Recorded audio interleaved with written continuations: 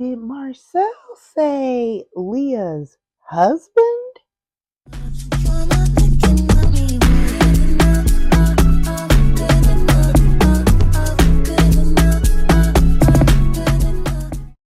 Hey, y'all. Hey, welcome to another episode of The Deep Dive. And today we are going to be talking about Beyond the Gates. And it is Monday, April 13th. So, got my little notes ready. Let's get into it. So, we opened up with Nicole and Leah talking about this hacker situation. Ooh, this hacker situation, okay?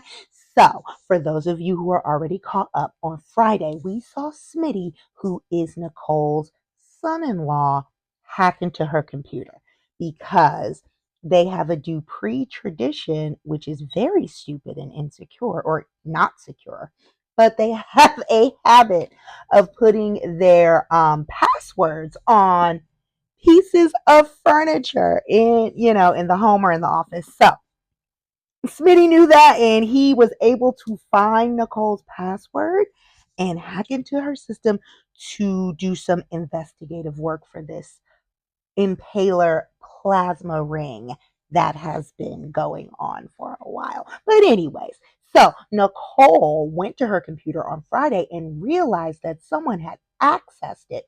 And so she calls the chief of staff, who is Leah. I believe her last name is Whitmore. And she's a prickly peach. But so yeah, these two women are discussing the situation, and Leah's asking, like, did they get any patient information? And Nicole was like, no, thank God, because can you imagine the HIPAA nightmare that would have caused? And so both women are like, well, if the hacker wasn't looking for patient information, what were they looking for?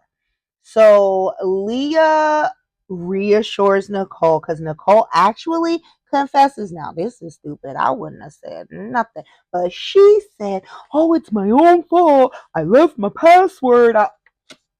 Everything does not need to be said out loud, and I'm learning that lesson too at my big age, but whatever. And so Leah's like, okay, it's fine, don't fret about this, I'm not gonna call the authorities, I'm gonna basically do internal research first, and then Leah goes about her business. All right.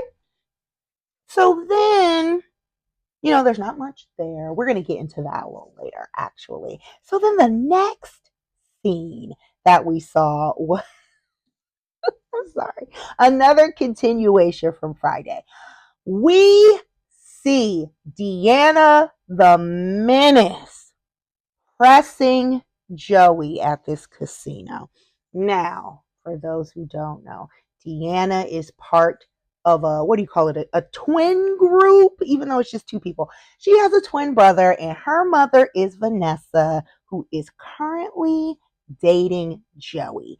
The drama here is that Vanessa was married to someone else named Doug, and they had been together for decades, but the thrill was gone, okay? And they basically had an open marriage, but Deanna and her brother Donnell did not know that. And why the hell would they? They are children. They are just, they are now drinking age, but they were kids. None of their business. So, Deanna has come in and out of town in the last few weeks, causing pure mayhem because she basically has been struggling with the death of her father. Her biological father, who Vanessa was married to for decades, unfortunately was killed in a drunk driving accident. But we all know that Joey was behind this accident and offed Doug because he wanted Vanessa, and Doug was threatening to expose Joey. Joey is the town mobster as far as I'm concerned, and I love him, but whatever. So Deanna, the twin daughter of Vanessa, is pressing Joey at his casino. She said, number one, for him to stay the hell away from his mother. Girl, let's just get into it right here. Let's pause. I don't necessarily have a problem with what Deanna is saying. However, the delivery is so out of order, I would be in jail because I would have been snatched her up, knocked her head in between the washer and the dryer. Do you hear me? She has been so completely and utterly disrespectful to her mother. I understand Deanna is grieving. I get it. However, there is a time, there is a place, and you should never be that disrespectful to your mother. For those who are caught up, you remember the scene that she made a few weeks ago, and I am still mad about that scene. But let's go. So Deanna is asking these questions. She wants to know from Joey, out of his mouth, were you sleeping with my mother before my dad died? Because Deanna is convinced that Joey is like, sketchy.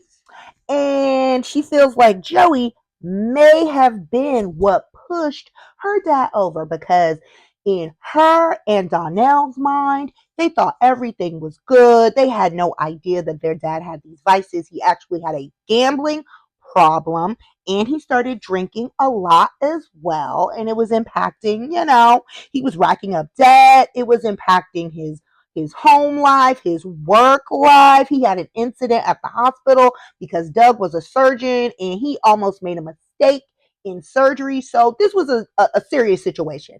And the kids, bless their hearts, they only see what they want to see and what they have known.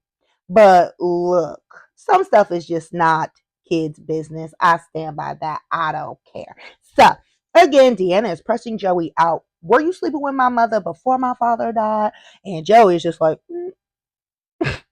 So, right when he is asked, right on time, one of his employees comes in and says there is basically an emergency on the casino floor. This guy said he won a jackpot, but he was not paid and he was causing a scene and he was currently being dragged out. So this was the perfect excuse for Joey. He was like, whoo, I'm sure he was like, thank God. And so he was like, I gotta go handle this. If bad publicity gets out, it's gonna be really bad. And Deanna the minute she's like, well, if you don't, handle what I'm talking to you about, your time's gonna be even worse. And then she storms out. Goodbye. She makes me sick. So that's what happened there. So then we also see Deanna's twin brother, Donnell, who we have seen a lot of. And I actually like him because, you know, he may not be picking up on all of the things as quickly as Deanna, but I feel like he is more reasonable. He's just like, our mom is grieving and she's an adult and I'm gonna let her be an adult. But Deanna's like, no, I got to tear it up every time I'm on screen, but whatever. So Donnell has called Vanessa and he just said he wanted to check on her. And Vanessa was like, oh, you are such a sweet child. You could have just called me. But he was like, you wouldn't have answered me. You wouldn't have told me, if everything's okay if I didn't drag you out. So they're having a good conversation and they're talking about Deanna and how they can, get past that and get Deanna back on track. And then Joey is calling Vanessa. And Vanessa's like, oh, I'm here with someone who's a little more important than you. And Joey's like, who has one upped me, basically? And she's like, oh, my son. And Joey says, well, I could deal with that because he and Donnell actually get along really well. Despite Joey's reputation and what he did, yes, I'm crazy, yes, I'm toxic, I can still see the good traits in Joey. And I think he really does care about Donnell. So then Joey starts telling Vanessa, Deanna was here, and we're gonna have to talk about that basically. So, in true Vanessa fashion, baby, she drops everything. She runs over to that casino. So what, Donnell? I'll see you later. So we see her arrive at the casino. And Joey is like, immediately, you are not going like this, and you may need a drink. So she gets her little drink in, and he tells her all the things that Deanna did. And woo, Vanessa is hot. She hasn't been this mad. I don't know. Because once again, Deanna full on embarrassed this woman 2 times at this point. And Vanessa just stood there and took it. Now, me and my child, if that were my child, we would have been fighting. Plain and simple. Because I'm Consequence from Love and Hip Hop. I am not going to tolerate disrespect, especially not from someone who I birthed. Not ever. But whatever. So Vanessa is furious. She's like, I cannot believe this girl, and da da da da da da. So then Joey is the one who was like, don't you think it's a little coincidental that both twins were in town on the same day, because they usually aren't, and that they both came to see us? So then Vanessa was like, oh, Wonder Twins activate. She was already talking about how Doug used to say, the twins had him wrapped around his finger, and that they were up to like Wonder Twin activities. It was a cartoon back in my day. It was one of those older cartoons, and Wonder Twins activate. So he would joke about his children doing the same thing. And so that is when Vanessa pieces it together, and she's like, my children played me. So then Vanessa heads back over to, where were they at? They were at Uptown by now. She must have trackers on them, or maybe she just thought he would still be there. So the twins have met up at this point. It is very obvious that they clearly ran game on Vanessa. So Donnell was the distraction, so Deanna could go be the hitter and go see what's going on with Joey. Because first, Donnell was like, he was willing to accept it until his sister had blow up number one, and then she did ask some good questions that Donnell never answered. Like, well, what do you know about this? How long have they been messing? Whatever. So he was the distraction and she was the hitter. So then they met up, had their little cocktails, and then they were talking about everything. And Vanessa rolled up on them like a good mom should. She was like, not today. I know what you're doing. And of course, that went left yet again. This is Deanna's third scene. So they're out in public yet again. Vanessa rolls up on them. She's quiet enough. Deanna got to be the one making a scene. Don't touch me. You're lying. You're this. Mom would have knocked my teeth. I can't even fathom speaking to my mother like that. I don't care what she did, but whatever. So Deanna's doing this, and Vanessa finally, she's like, yeah, go ahead, make a scene again. Yeah, I like that. And Vanessa was like, I know you feel away, but we have to stop having these exchanges. And I agree. I said in my other video, please slap fire out of Deanna and give her some act right, because again, it's not that what she's saying is wrong. Deanna is a good source of reality that Vanessa needs, but the disrespect, no. But let's move on. And so that was basically it with the McBrides today, because the McBrides can tear up something in public. Do you hear me? They get to tussling real quick. Now, we also saw Marcel, aka Timu Shaft, as some people call him, and Leslie. Dana Leslie Thomas and Marcel are so nasty and freaky. It's hilarious to me. I actually really like them together because I'm entertained. And they clearly enjoy each other's company. I think Marcel is supposed to be, no, I know Marcel is supposed to be getting information on Leslie, but they going on dates and she buying him clothes and he trying to surprise her and he divorcing his wife and all the things. What has he learned about Leslie to date other than what her insides are? But I digress. So Marcel and Leslie are at Orphe Jeans, just flirting, being nasty, talking about all the classic movies with unhinged women leads. Think A Thin Line Between Love and Hate. Think Basic Instinct. Think Fatal Attraction. And the other one, she said Devil in a Blue Dress. I have not seen that. Sorry.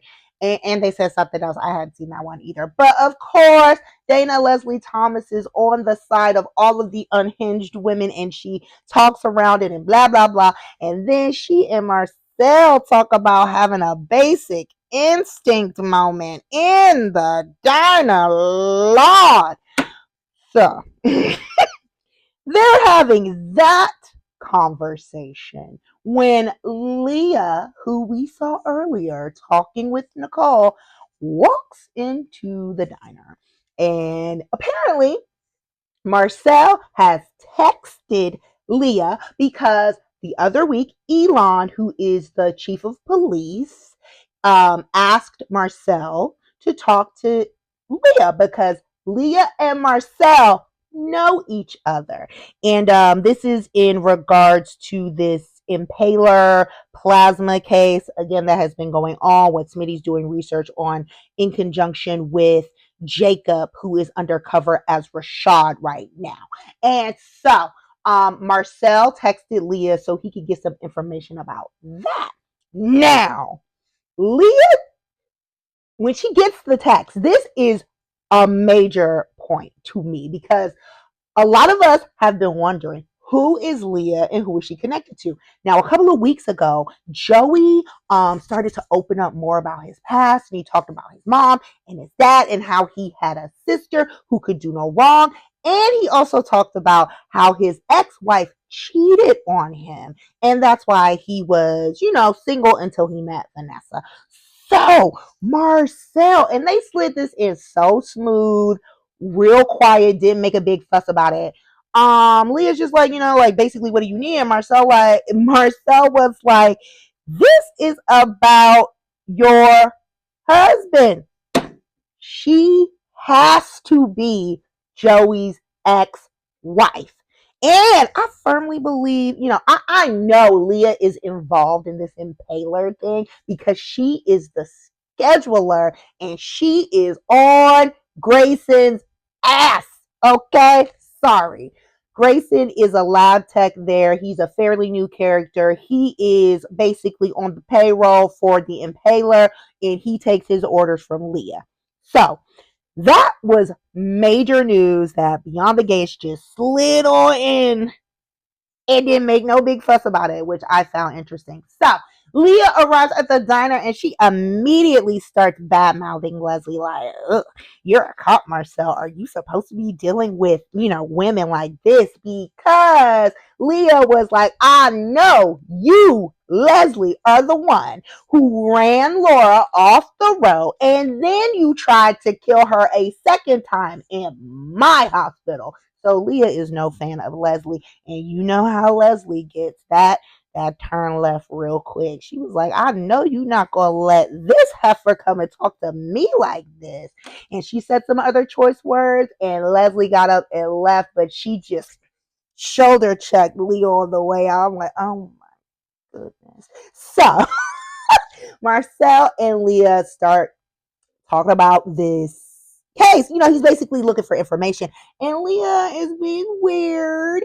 And then they start talking about this hacker situation because Marcel wanted to know if anything weird or odd had been going on. And she was like, oh, well, this hacker situation came up. And she kind of threw Nicole under the bus. I think she was trying to deflect attention away from herself. But so she brings up the fact that, oh, well, there's this one doctor who keeps having like weird situations. And most recently, her computer was hacked. So, that's a little weird. And he was like, well, who is it? And she said, Nicole. Okay. So then Marcel's like, really? The good doctor? But okay. So Marcel goes over to the hospital, doing his good detective work for once. And he goes and talks to Nicole. And Nicole's just like, like standoffish at first because he's just like, I'm here to talk about XYZ. And Nicole basically was like, I'm not going to say anything until you say why you're here or you like clarify why you're here. Because she was under the impression that Leah was not telling the police. So she was like confused. But then he explained, like, me and Leah go way back. I'm doing this as a favor for her. And this is off the record. So Nicole doesn't have any news. And so Marcel seems to accept that and he leaves. Now, before that, Nicole has a conversation with Ashley at the nurse's desk because Nicole is like really suspicious and she's trying to figure out who the hacker is. So she asks Ashley, did anyone come to my office recently? And Ashley was like, yeah, you were really popular. Like Smitty came by and Naomi. Now, Naomi had a full on reason. She was dropping off some papers, and I think Nicole was expecting that.